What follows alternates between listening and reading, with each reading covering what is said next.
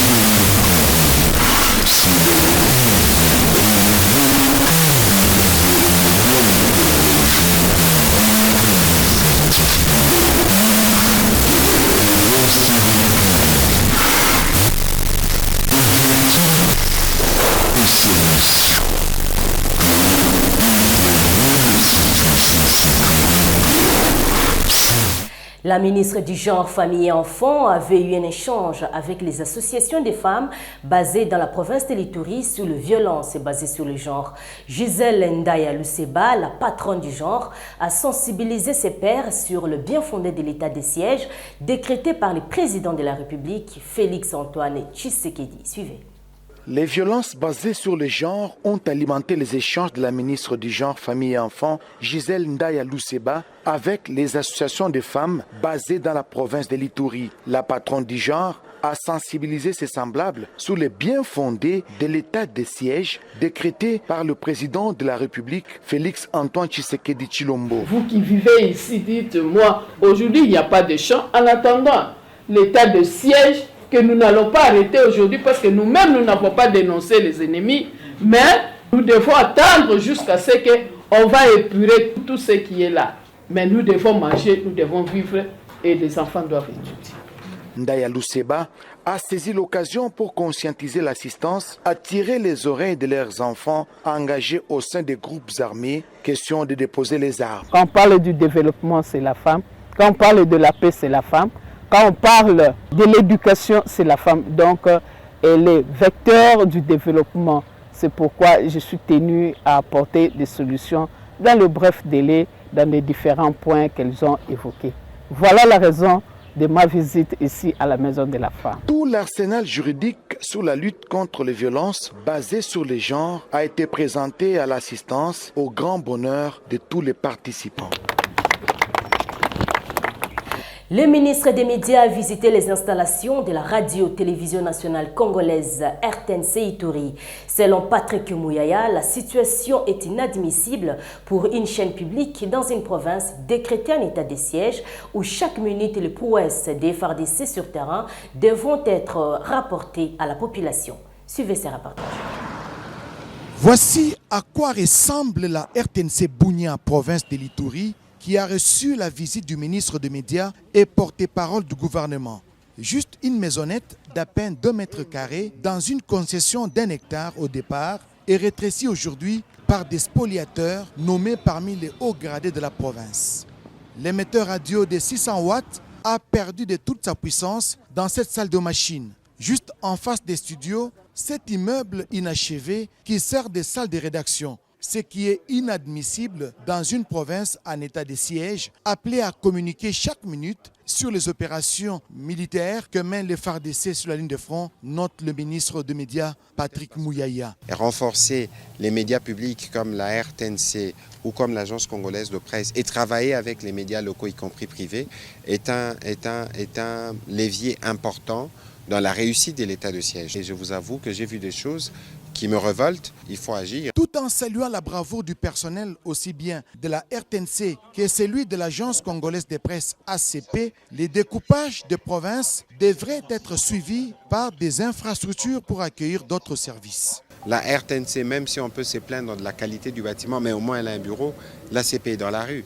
Ça veut dire que nous devons voir dans quelle mesure, peut-être commencer par un conteneur ou peut-être trouver quelque chose, mais l'idée c'est de dire qu'il faut que le média public en Ituri puisse être bien doté pour qu'il rende le travail qu'il faut. Sur place, le ministre des Médias a de toutes oreilles enregistré les préoccupations des journalistes des différents médias, préoccupations à intégrer parmi les priorités de son action. 5 sociétés sur 11 sont en ordre pour ce qui est de la passation du marché public octroyé par l'ancien gouverneur. Ceci ressort d'une réunion d'évaluation de chaque attributaire des travaux de réhabilitation de routes en Ituri, présidée par les gouverneurs militaires de l'Ituri. Reportage.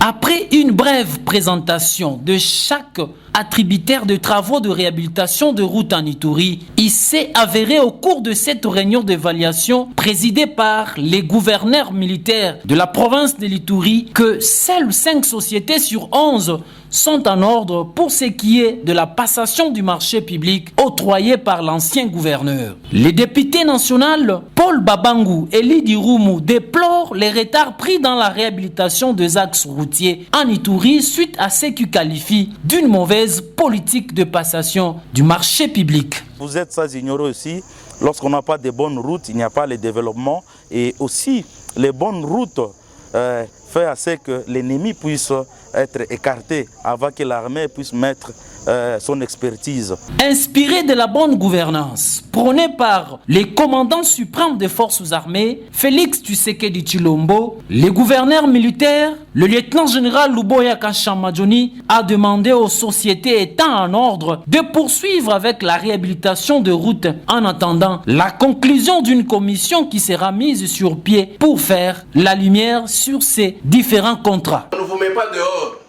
on va suspendre d'abord. Pendant 1 mois, 2 mois, parce que ce que nous voulons, c'est quoi? C'est que les choses aillent de l'avant. C'est comme ça qu'on a organisé aussi cette séance pour que au moins les gens comprennent qu'ils ne peuvent pas s'amuser avec l'argent de l'État.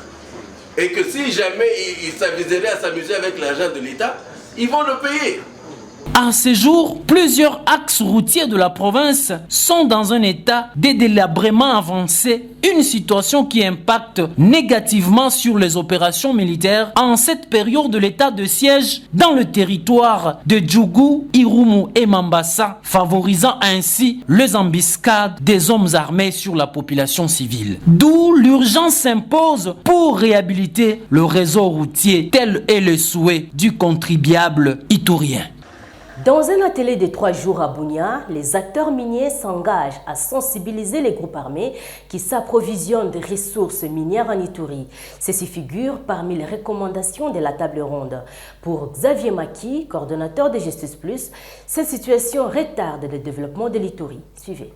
Le secteur minier doit être porteur d'espoir économique et de développement d'une entité. Malheureusement, la province de l'Ituri qui produit des tonnes d'or n'est pas bénéficiaire à 100%. Selon les statistiques fournies par la coopérative de négociation d'or en Ituri, cette province exporte au moins 8 kilos d'or par an à travers un seul comptoir agréé. Sur 188 sites miniers, 6 seulement sont certifiés et validés, a reconnu le chef de division provinciale de mines en Ituri, Alain Chabani Kimareki. Voilà ce que je justifie l'organisation d'une table ronde de 3 jours réunissant les acteurs étatiques, les ouvriers de mines, les acteurs de la société civile et autres pour parler de cette problématique. Et c'est sous la facilitation du consortium Alerte Internationale Justice Plus, le comité provincial de suivi des activités minières, OGEP, ERAC, IPIS, dans son projet Madina Amani, le minerai pour la paix et le développement, sous financement de l'ambassade du Royaume de Pays-Bas. Pour le directeur du projet Madine Henri-Paul Bolap, cette table ronde est une opportunité pour contribuer à l'amélioration de la gouvernance minière en Ituri. Améliorer la sécurité et la stabilité régionale à travers les chaînes d'approvisionnement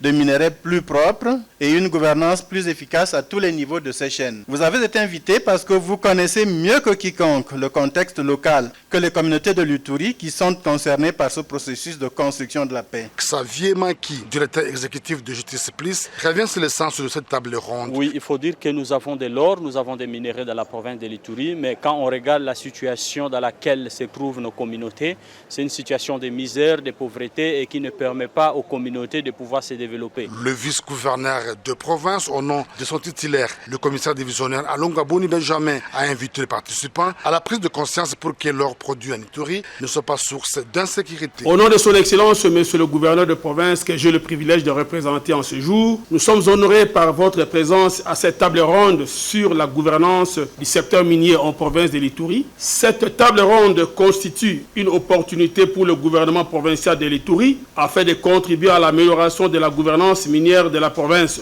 et ainsi booster le développement et la sécurité de la dite province. Précisons que plusieurs recommandations seront assorties de ces travaux pour assainir ce secteur.